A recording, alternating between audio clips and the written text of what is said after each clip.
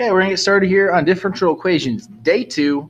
So the previous lesson, we went over how to solve for differential equations, separate the variables, integrate both sides. There's a plus c. If you have an initial condition, you plug in your initial condition, solve for c, solve for y, call it a day. Okay. Not much is going to change here, except we're just going to increase the difficulty on some of these problems. All right, so looking at this problem right here, I have dy over dx equals 9x squared times y. Separate my variables so I can get rid of that y, put it over there, and multiply the dx over. So I'm going to get dy over y equals 9x squared dx. Now I'm going to go ahead and integrate both sides. I'm going to be left with ln of absolute value of y equals, this is going to be 3x cubed plus c. So before I said, hey, let's just plug in these values and then solve for c. I'm actually going to do things just a tad bit different here with this ln. Here's the reason why. If I were to plug in this -2 into there, this would spit out a +2 because it's ln, and that's what it has to do. But that's going to create a bit of a problem because I might need this negative somewhere, and the negative is just getting kaput just because of the domain of ln. So what I want to do is I want to get rid of the ln before I solve this. Okay, so in this case, I'm actually going to hold back because of this ln. So anytime I get an ln, I usually hold back. So this is what I do, is I raise everything to the power e. So this is going to be e to the ln, absolute value y, and this is going to be e to the 3x squared plus c, so it looks like this. So e to the ln of y equals e to the 3x cubed, just checking my math there, yeah, plus c. All right, when I do this, I'm actually going to clean this up just a little bit before I actually solve for that y value. It's going to be this plus that plus c right there. This is really the same thing as e to the 3x cubed times e to the c. E to the c is just another constant. So you can change the letter up if you want. I'm trying to think if I did. No, I didn't change the letter up. So if you want to change it to a k, you can keep it c. It doesn't really matter. So this is going to end up turning into e ln of y equals, I'll just change this back to a different c. It's a purple c. It's a different c than that c. If that's confusing for you, you can just change that to a k instead of a c. You can just pick whatever letter you want. It does not matter. I just pick c just because we're used to using it. Even in this c again is different than that c. These are different c's. Blue C, purple C. Okay. Now I'm going to go ahead and cancel this out. E to the ln of y just turns into y. So it's y equals c e to the 3x cubed. Now I can go ahead and plug in my initial condition. So I'm going to get -2 equals c times e to the 3 times 0 cubed. 0 cubed, 0 times 3, 0. E to the 0 is 1. So -2 is going to equal c. So all I do now is just rewrite what my answer is. So I'm going to get y equals -2 e to the 3x squared. Okay? If you were to plug in right at this point right here, you would have ran into some issues. Would have just gotten a +2. And you would have had some issues here. So in order to maintain this negative, we had to solve for y. So that's why for the ln problems, I just go through and solve for y, and then I plug in at the end. Other than that, I usually stay pretty consistent with just plug in c right when you get the chance to. So again, ln's, I usually wait.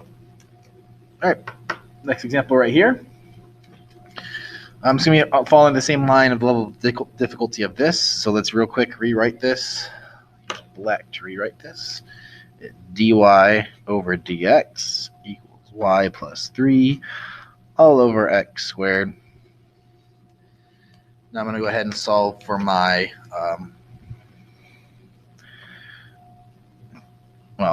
I don't want to multiply this x squared over, but I'm going to kind of flip-flop that dx and y plus 3, because you can just cross multiply that dx over, divide that y plus 3 over. So I'm going to get dy over y plus 3 equals dx over x squared. That's just going to be x to the negative 2 dx.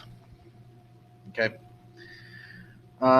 Did I show u sub? Yeah, technically this is a u sub problem, but it's a baby u sub when you go through with it, because the derivative of y plus 3 is just 1, so it's a baby u sub. So I'm just going to go ahead and write this out as this is ln of y plus 3 equals, and this is going to be negative x to the negative 1 plus c. So in this one, you actually are okay to plug in the values here. You can actually plug in for y right now, because you're not going to get this weird negative value in there. So feel free to go ahead and plug that in right off the bat. Solve for c. You'll be fine. I'm just going to just solve for y, just because I did it over here. I want to stay consistent. So this is going to be e to the ln of y plus 3 equals, now knowing there's a rule right here that I did over here, when I put e to the something with the c, I'm just going to just throw that c in front. So it's really going to be e to the negative 1 over x is really what that becomes. So I'm going to get y plus 3 equals c e to the negative 1 over x. You could solve for y right now if you really wanted to, but I'll just go ahead and plug in my values just because I have it. So I'm going to plug in purple that y is 1, and then e to the negative, and then this is going to be 2, so negative 1/2.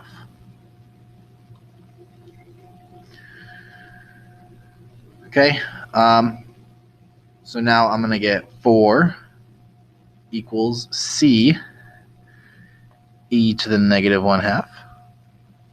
And then I'm just going to divide both sides, or actually really just multiply both sides by e to the 1/2. Because that's going to cancel out right there. So I'm going to get 4e to the 1/2 equals c.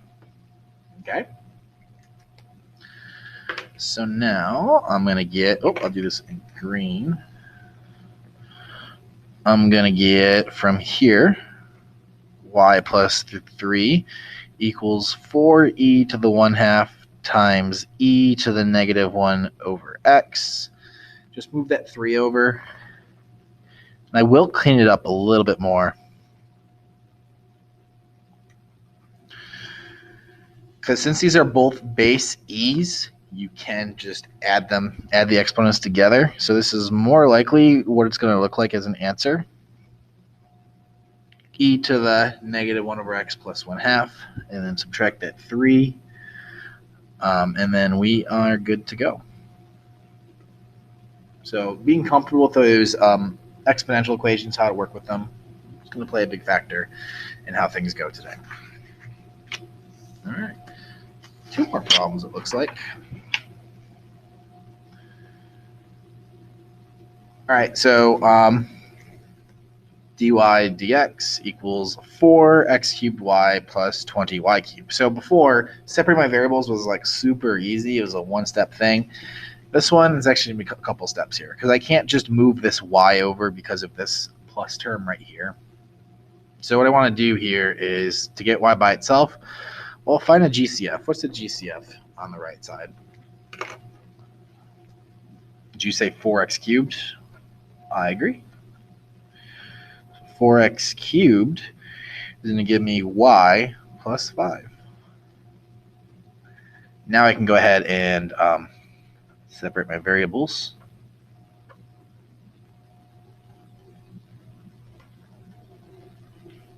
Okay.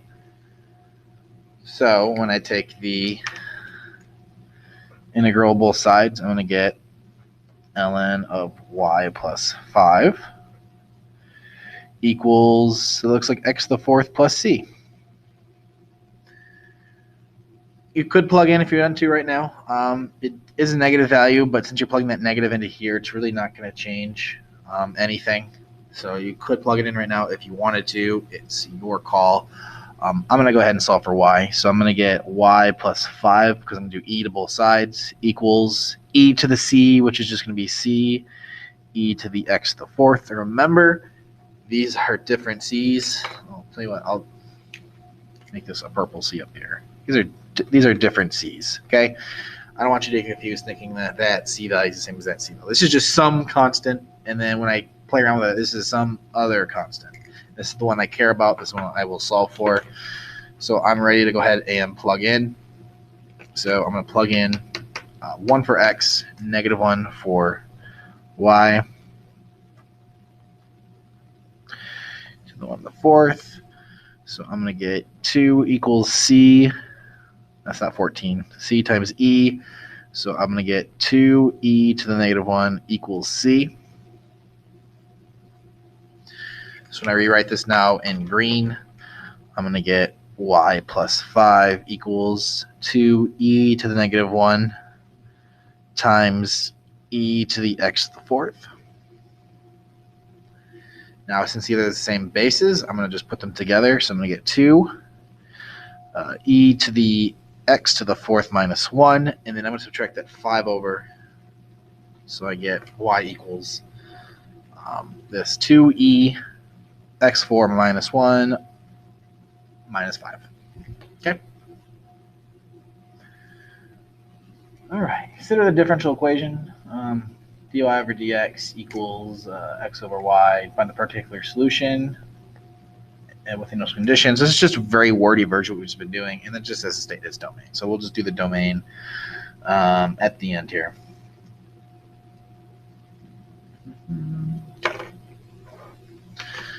Give you a quick little spoiler here. This is actually this is going to turn into a hyperbola.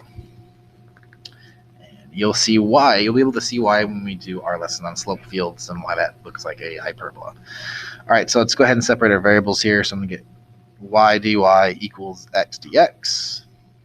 No big deal. 1/2 y to the -2. Why -2? It should not be -2. Oh boy, I'm having problems again. 1/2 x squared plus c. Those are both positive squares, okay? I can go ahead and plug in my value right now. So when I do that, I'm going to get 1/2 -1 squared equals 1/2 -3 squared plus c. So what, 1/2 equals 9/2 plus c. Move that over, I'm going to get -4. Yeah. So I'm kind of going very fast with this one. But it's more or less this is what we did yesterday anyway in the previous video. So now I'm going to get 1/2 y squared equals 1/2 x squared minus 4. Solve for y, multiply everything by 2. Y squared equals x squared minus 8. If you can't tell, right now it should be a little more obvious that this is going to be a hyperbola, because you're going to subtract that x over. When you divide by -8, you'll get a hyperbola. And then square root both sides. So we're going to get y equals this plus and minus x squared minus 8. Again, I'm going to put that in red, the plus or minus, because we can't have both of them because it wants to be a function. So we have to go ahead and figure out, is it the plus or is it the minus? Well, look at my initial condition. I gave you a negative value. So it's actually going to turn into y equals -root x squared minus 8. All right, and as far as the domain goes, for the domain,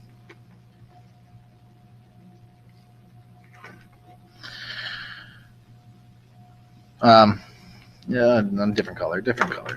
For the domain, since this is a square root, we just got to make sure that this is positive. So x squared minus 8 has to be less than or equal to 0. So x, it's got to be, should be 8